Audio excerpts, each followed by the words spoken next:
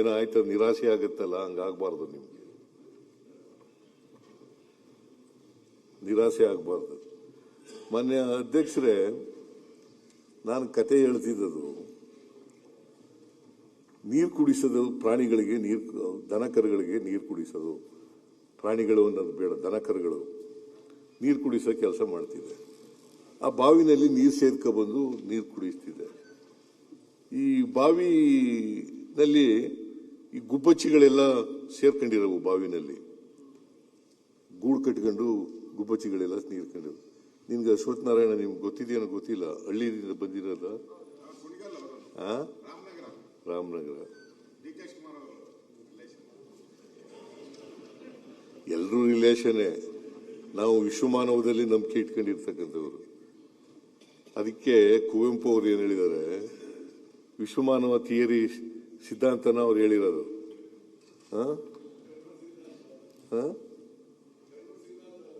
ಹೌದು, ವಿಶ್ವಮಾನವ ಸರ್ವ ಜನಾಂಗದ ಶಾಂತಿಯ ತೋಟ, ರಸಿಕರ ಕಣ್ಗಳ ಸೆಳೆಯುವ ನೋಟ, ಸರ್ವ ಜನಾಂಗದ ಶಾಂತಿಯ ತೋಟದಲ್ಲಿ ನಂಬಿಕೆ ಇಟ್ಕೊಂಡಿರೋರು ನಾವು. ನಮ್ಮ ಸಿದ್ಧಾಂತ ಏನು ಗೊತ್ತಾಯ್ತಾ ಈಗ? ಸರ್ವ ಜನಾಂಗದ ಶಾಂತಿಯ ತೋಟ. ಅವರು ಹಿಂದೂಗಳಿರಲಿ, ಮುಸಲ್ಮಾನರಿರಲಿ, ಕ್ರಿಶ್ಚಿಯನ್ಗಳಿರಲಿ, ಬೌದ್ಧರಿರಲಿ, ಸಿಖ್ರಿರಲಿ, ಅವರೆಲ್ಲರೂ ಜೈನರಿರಲಿ, ಅವರೆಲ್ಲರೂ ಕೂಡ ಒಂದೇ. ಸರ್ವ ಜನಾಂಗದ ಶಾಂತಿಯ ತೋಟ, ಅದರಲ್ಲಿ ನಂಬಿಕೆ ಇಟ್ಕೊಂಡಿರ್ತಕ್ಕಂಥವ್ರು. ಅದೇ ನಮ್ಮ ಸಿದ್ಧಾಂತ. ಎಲ್ಲರನ್ನೂ ಒಳಗೊಂಡಿರ್ತಕ್ಕಂಥ ಸಮಾಜವನ್ನ ಸಮಾಜವಾಗಿ ನಿರ್ಮಾಣ ಮಾಡ್ತಕ್ಕಂಥ, ಎಲ್ಲರನ್ನೂ ಒಳಗೊಂಡಿರ್ತಕ್ಕಂಥ ಸಮಾಜ. ಅವ್ರು ಯಾರೇ ಇರಲಿ, ಅವರೆಲ್ಲರನ್ನೂ ಒಟ್ಟಿಗೆ ತಗೊಂಡು ಹೋಗ್ತಕ್ಕಂಥದ್ದೇ ಸಿದ್ಧಾಂತ. ಅದಕ್ಕೆ ಇದು ಕಾಂಗ್ರೆಸ್ ಸಿದ್ಧಾಂತನೂ ಕೂಡ ಹೌದು. ನಾವು ಯಾವಾಗಲೂ ಕೂಡ ಯಾವ ಧರ್ಮನೂ ಕೂಡ ಈ ದೇಶದಲ್ಲಿ, ಭಾರತ ದೇಶದಲ್ಲಿ ದ್ವೇಷ ಮಾಡಿ ಅಂತ ಹೇಳ್ಕೊಡ್ತದ? ಎಲ್ಲ ಧರ್ಮನೂ ಕೂಡ ಪ್ರೀತಿ ಮಾಡಿ ಅಂತ ಹೇಳ್ಕೊಡ್ತಾ ಹೊರತು ದ್ವೇಷ ಮಾಡಿ ಅಂತ ಯಾವ ಧರ್ಮನೂ ಹೇಳಲಿಕ್ಕೆ ಸಾಧ್ಯನೇ ಇಲ್ಲ.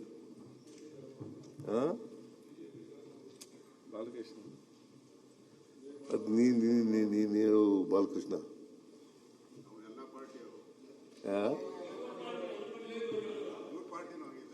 ಇಲ್ಲ, ಅದು ನೀವು ಸರ್ವ ಜನಾಂಗದ ಶಾಂತಿಯ ತೋಟ ನಿಮ್ಮಲ್ಲಿ ಇಲ್ಲ ಅಂತ ಹೇಳಿ ಅವ್ರು ಬಿಟ್ಬಿಟ್ಟು ಬಂದ್ಬಿಟ್ರು. ಎಲ್ಲ ಪಾರ್ಟಿ ಇಲ್ಲ, ಸರ್ವ ಜನಾಂಗದ ಶಾಂತಿಯ ತೋಟ ನಿಮ್ಮಲ್ಲಿ ಇಲ್ಲ ಅಂತೇಳಿ ಬಿಟ್ಬಿಟ್ಟು ಬಂದ್ಬಿಟ್ರು ಬಾಲಕೃಷ್ಣ, ಅಲ್ವೇನ್ರಿ? ಅದರಿಂದ ಮಾನ್ಯ ಅಧ್ಯಕ್ಷರೇ, ನಾನು ಏನು ಹೇಳ್ತಾ ಇದ್ದೆ ಅಂತಂದ್ರೆ, ದನಕರುಗಳಿಗೆ ನೀರು ಬಾವಿನಲ್ಲಿ ಹೋದಾಗ ಈ ಗುಬ್ಬೆಚ್ಚಿಗಳೆಲ್ಲ ಸೆತ್ತೆ ಎಲ್ಲ ಹಾಕ್ಬಿಡವು. ಸೆತ್ತೆ ಅಂದ್ರೆ ಗೊತ್ತಲ್ಲ, ಕಸ. ನಿಮ್ ಕಡೆ ಒಂದ್ ಕಡೆ ಹೇಳ್ತಾರೆ, ನಮ್ ಕಡೆ ಸೆತ್ತೆ ಅಂತ ಹೇಳ್ತಾರೆ.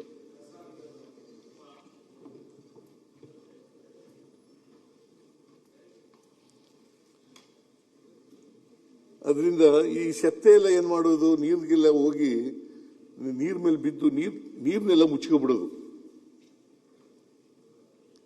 ಕಸ. ಆ ನೀರನ್ನೆಲ್ಲ ಮುಚ್ಕೊಂಡಾಗ ನಾವೇನ್ ಮಾಡ್ತಿದ್ದೋ, ಬಿಂದಿಗೆನ ಮೇಲೆ ಕೆಳಗೆ ಮಾಡಿ ಆ ಸೆತ್ತೆ ಎಲ್ಲ ಸರ್ಕಳ ತನಕ ಆಮೇಲೆ ನೀರು ತಗೋತಾ ಇದ್ದು. ತಿಳಿಯಾದ್ಮೇಲೆ ಆ ಸೆತ್ತೆ ಎಲ್ಲ ದೂರ ಹೋದ್ಮೇಲೆ ನೀರು ತಗೋತಾ ಇದ್ದು. ನಾನು ಮನೆಗೆ ಹೋಗ್ಬಿಟ್ಟು ಮತ್ತೆ ಬಂದವಾಗ ನೀರೆಲ್ಲ ಸೆತ್ತೆ ಎಲ್ಲ ಸೇರ್ಕೊಂಡ್ಬಿಡೋದು. ನಮ್ಮ ಜಾತಿ ವ್ಯವಸ್ಥೆ ಹೆಂಗಿದೆ ಅಂತಂದ್ರೆ ಈ ತರ ಇದೆ.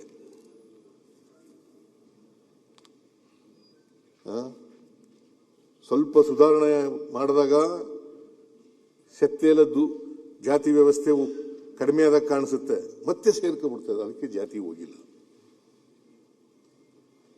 850 ವರ್ಷಗಳಾದರೂ ಕೂಡ ಬುದ್ಧ 2,500 ವರ್ಷ ಅದಾದರೂ ಕೂಡ ಇನ್ನೂ ಹೋಗಿಲ್ಲ.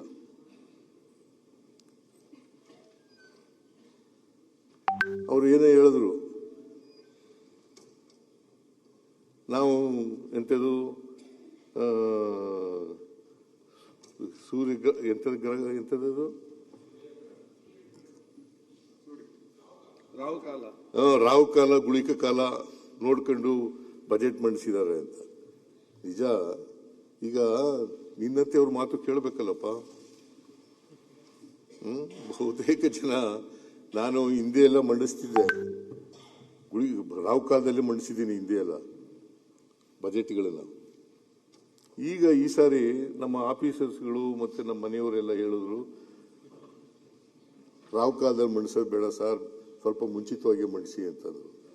ನಾನು ಅವ್ರ ಬೆಲೆಗೂ ನಮ್ಮ ಡೆಮಾಕ್ರಸಿನಲ್ಲಿ ನಂಬಿಕೆ ಇಟ್ಕೊಂಡಿರೋನು ನಾನು. ಕೇಳಪ್ಪ, ಇಲ್ಲಿ ನಾನು ಇವತ್ತು ಕೂಡ ರಾಹು ಕಾಲ ಗುಳಿಕ ಕಾಲ ನಂಬಲ್ಲ. ಬಜೆಟ್ ಮಂಡಿಸಲ್ಲ. ಹಿಂದೆ ಎಲ್ಲ ಮಂಡಿಸಿದೀನಿ ನಾನು, ರಾಹು ಕಾಲದಲ್ಲಿ ಮಂಡಿಸಿದ್ದೀನಿ, ಬೇಕಾದ್ರೆ ತೆಗೆದು ನೋಡಿ. ಗುಳಿಕ ಕಾಲದಲ್ಲಿ ಮಂಡಿಸಿದ್ದೀನಿ. ನನಗೆ ನಂಬಿಕೆ ಇಲ್ಲ.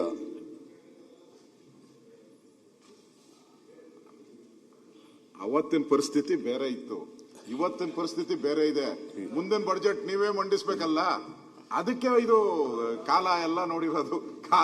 ಕಾಲ ಏನ ತಸ್ಮೇನ ಏನೋ ಹೇಳ್ಬೇಕು, ಸಂಸ್ಕೃತ ನಂಗೆ ಬರಲ್ಲ. ಅದಕ್ಕೆ ಕಾಲಯ ತಸ್ಮೇನಮ, ಅದಕ್ಕೊಂದು ಪೀಠಿಗೆ ಹಾಕೊಂಡಿದ್ದೀರ ಅಷ್ಟೇ, ಒಂದು ಸ್ಟೆಪ್. ಯಾವ ಪೀಠಿಗೆನೂ ಹಾಕೊಂಡಿಲ್ಲ. ಕೇಳ್ರಿ, ಇಲ್ಲಿ ನಾನು ಯಾವತ್ತೂ ರಾಹು ಕಾಲ ನೋಡಿಲ್ಲ, ಯಾವತ್ತೂ ಗುಳಿಕ ಕಾಲ ನೋಡಿಲ್ಲ, ಯಮಗಂಡ ಕಾಲ ನೋಡಿಲ್ಲ. ಯಾವತ್ತು ಸೂರ್ಯಗ್ರಹಣ ಇದೆಯಲ್ಲ, ಯುಗಾದಿ ಹಬ್ಬದ ದಿನ ಯಾರಾದರೂ ಮಾಂಸ ತಿಂತಾರೇನ್ರಿ? ಶಿವರಾತ್ರಿ ಹಬ್ಬದ ದಿನ ಮಾಂಸ ತಿಂತಾರೆ, ನಾನು ತಿಂತೀನಿ.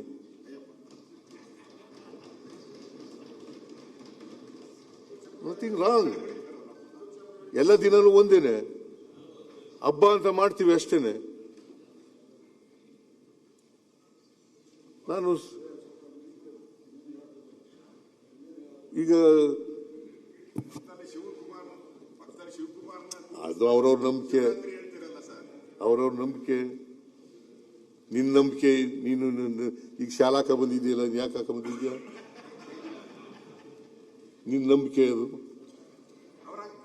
ಅನ್ನೇ ಯಾಕೆ ಗುರಿ ಮಾಡ್ತಾ ಇದ್ದೀರಾ? ಸ್ಪೀಕರ್ ಹಾಕೊಂಬಂದಿರ, ಅವ್ರಿಗೆ ಕೇಳಲ್ಲ. ಅವರು ಇವತ್ತು ಫೋಟೋ ಸೆಷನ್ಗೋಸ್ಕರ ಹಾಕೊಂಬಂದಿದ್ದಲ್ಲ, ಆಯ್ತಪ್ಪ, ಅವ್ರು ಹಾಕೊಂಬಂದಿದ್ದಾರೆ. ನನ್ನ ಪದ್ಧತಿ ಇದು. ಮೊದಲು ಖಾದಿ ಹಾಕತ್ತಿದ್ರೆ, ಆಮೇಲೆ ಈಗ ಸಿಲ್ಕ್ ಬಂದಿದ್ದೀರಾ. ಈಗ ದೇವೇಗೌಡ ಹಾಕತ್ತಲ್ಲ ಹಂಗೆ, ಆ ಕಡೆ ಆ ತರ ಶಾಲಾ ಹಾಕತ್ತಿದ್ದ, ಅದು ಬಗ್ದಾಗೆಲ್ಲ ಬಿದ್ದೋಗ್ಬಿಡೋದು. ಅದಕ್ಕೆ ಇದನ್ನ ತಗೋಬಿಟ್ಟೆ.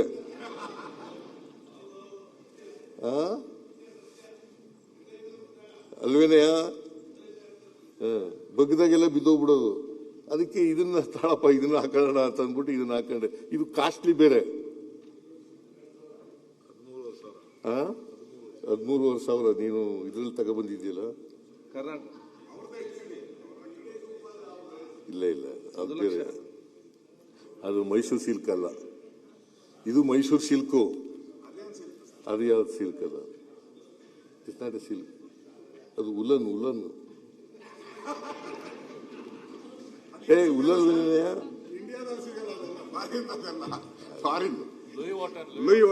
ಈಗ ಜಗತ್ತಿನಲ್ಲಿ ಏನೇನು ಸಿಗ್ತವೆ ಅವೆಲ್ಲ ಬೆಂಗಳೂರಿನಲ್ಲಿ ಸಿಗ್ತವೆ, ಮೈಸೂರಿನಲ್ಲಿ ಸಿಗ್ತವೆ.